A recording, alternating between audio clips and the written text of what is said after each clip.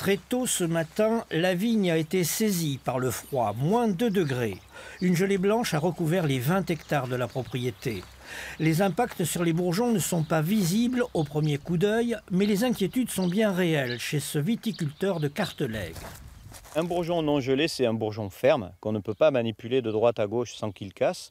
Et un bourgeon gelé, c'est un bourgeon qui est devenu flasque, puisqu'il est cuit par le froid, et on peut le manipuler de droite à gauche sans qu'il casse, il a trouvé une entière souplesse.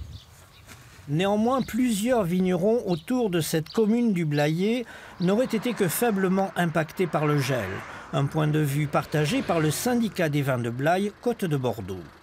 Non, ils ne sont pas trop inquiets. En fait, il y a eu beaucoup de viticulteurs qui étaient au printemps des vins de Blaye et qui n'ont pas pu aller dans les vignes, mais les employés ont été. Et effectivement, le retour, c'est qu'il y a très peu d'impact. Des parcelles qu'on connaît gélives, donc effectivement, ceux-là, ils ont gelé, mais pour le reste, il n'y a pas d'impact. Le phénomène de gel n'est donc pas comparable avec celui d'avril 2017. Ici même, dans cette propriété familiale, on conserve un espoir de repousse.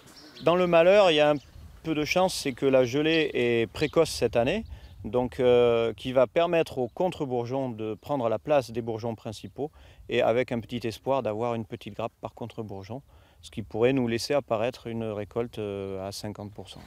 Il est encore trop tôt pour mesurer l'impact global sur les châteaux du Blayais. Un bilan sera établi dans les prochains jours.